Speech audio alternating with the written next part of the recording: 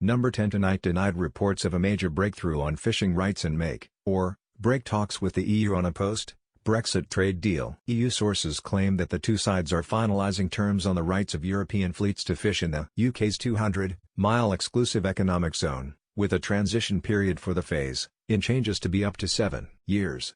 Downing Street rubbished claims reported by The Guardian that the impasse had been broken, with a government source saying, "There's been no breakthrough on fish." Nothing new has been achieved on this today. It follows warnings from ministers that Boris Johnson is not bluffing about going through with a no deal after a call between the PM and EU Commission President Ursula von der Leyen failed to achieve a breakthrough. The cabinet indicated it will back the PM if he decides there is no point in continuing efforts to settle new trade terms before the transition period ends on January 1. The UK's Lord Frost, who is in Brussels trying to hash out a deal with EU chief negotiator Michel Barnier, said the sides were working very hard to get a deal, with the leaders crucially due to take stock on progress tomorrow.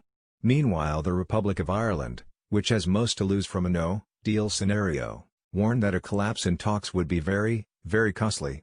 And Labour ex-Prime Minister Gordon Brown delivered a stark warning that the collapse of negotiations would mean economic war with both the EU and the US, with problems getting food and drugs into the UK. In interviews this morning, Environment Secretary George Eustace said the next few days will show whether the EU is bluffing. In a bid to get a few things over the line, millions of Britons could be barred from entry to the EU in the new year unless they renew passports. Visas will not be needed for short tourist trips whether or not there is a Brexit trade deal, but fears have been raised that large numbers of people could still be caught out when the transition period ends on January 1. UK passports are currently valid in the EU and other countries in the Schengen Free Movement Zone right up until their expiry date. However, from January they must have at least 6 months left to run. This means that those whose passports expire in the summer of 2021 will be unable to travel in the spring. Crucially, people whose passports do not expire until the end of 2021 or even the start of 2022 might also be at risk of falling foul of the rules. That is because UK passports can last up to 10 years and 9 months rather than the standard 10 years, in recognition that renewal can happen when there is still time left on an old document. The EU is set to ignore the extra 9 months as well as the final 6 when it decides if a passport is valid. The UK Passport Office issues 5 million every year, although it is not clear how many of those are new documents and how many renewals. "We will continue to work on these negotiations until there is no point in doing so any further," he told Sky News Ridge on Sunday. "We have always been clear that if we can't get an agreement we will be leaving, as the PM says. On Australia terms," Mr. Brown warned this morning, "if there is no deal now I see huge international implications from what he fails to deliver. We would be in an economic war with Europe that would cost us very dearly, but we would also be in an economic war with America. There would be no chance of a trade treaty with America. Boris Johnson is going to end up as the most isolated PM in history." French demands for Britain to remain tied to EU rules have been highlighted as the biggest remaining obstacle.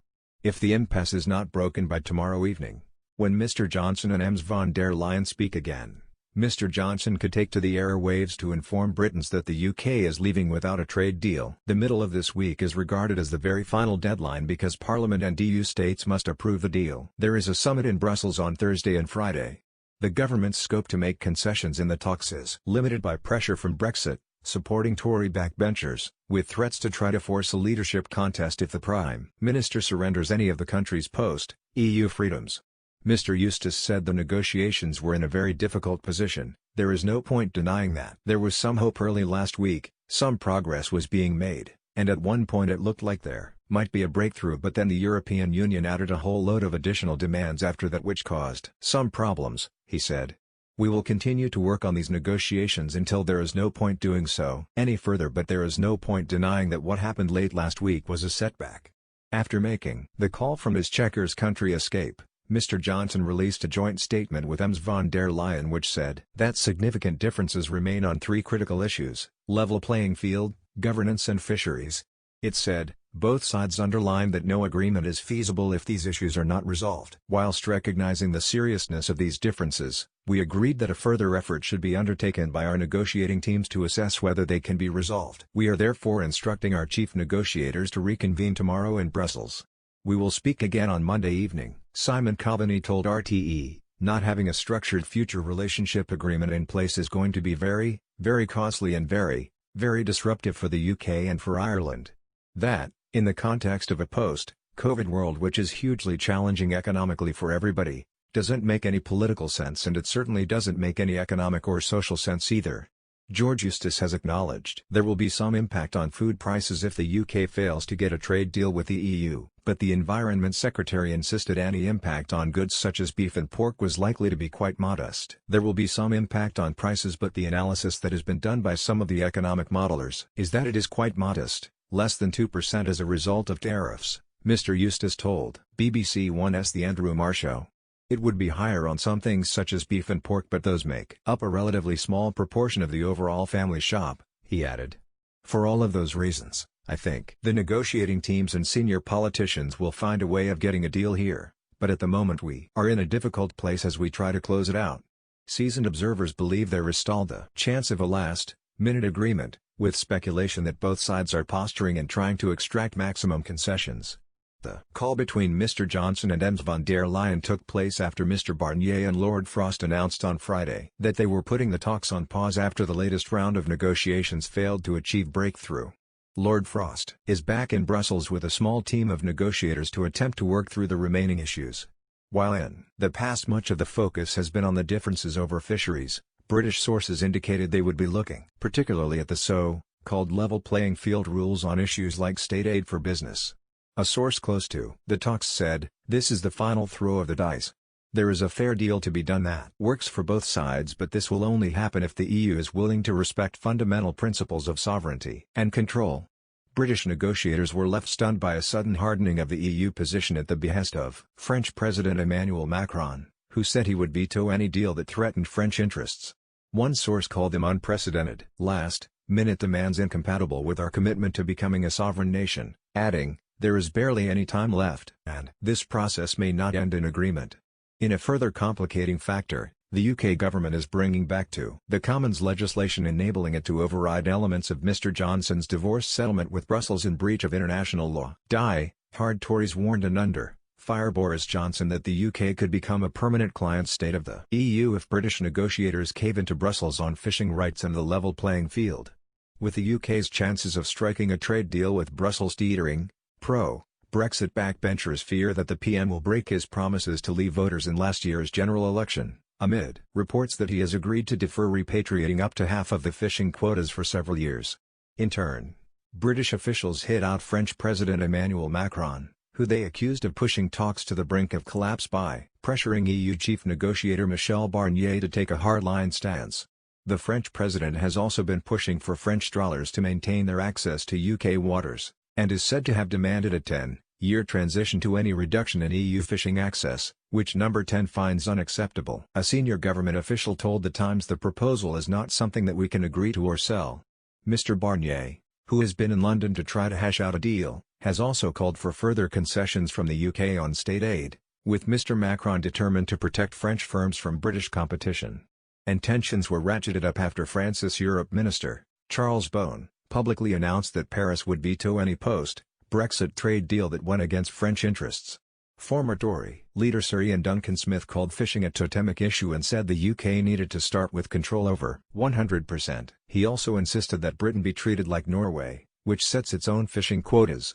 Theresa Villiers, the former Environment Secretary, added that Britain could be locked in as a client state if it did not secure regulatory autonomy, calling this the main means by which the EU could tie us into their laws.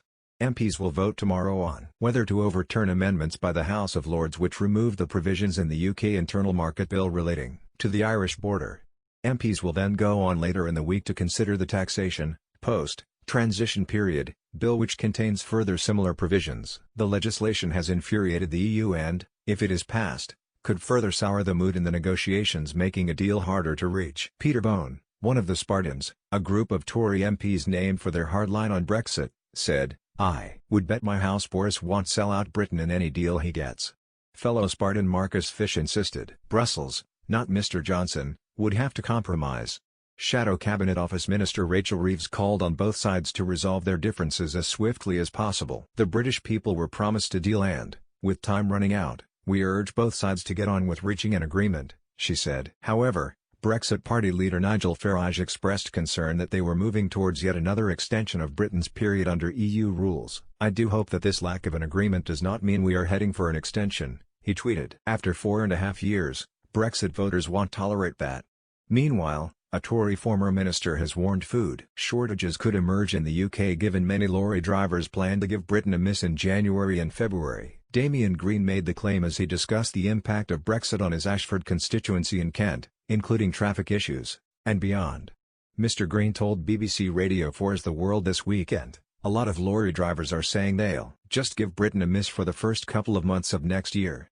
That could lead to a threat of shortages of parts for manufacturing and even possibly of food and so on, so we'll have to see what many thousands of individuals take as individual decisions in the first couple of weeks next year."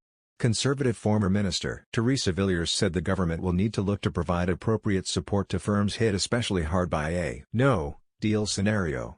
She told the same program, "There is a chance of a deal, but what mustn't happen is if we end up with a deal that ties us into the EU's laws and court and prevent us from taking back control over our laws and our ability to regulate our own economy." Mr. Eustace acknowledged there will be some impact on food prices if the UK fails to get a trade deal with the EU. There will be some impact on prices, but the analysis that has been done by some of the economic modelers is that it is quite modest, less than 2% as a result of tariffs, he told BBC One's The Andrew Marr Show. It would be higher on some things such as beef and pork, but those make up a relatively small proportion of the overall family shop, he added.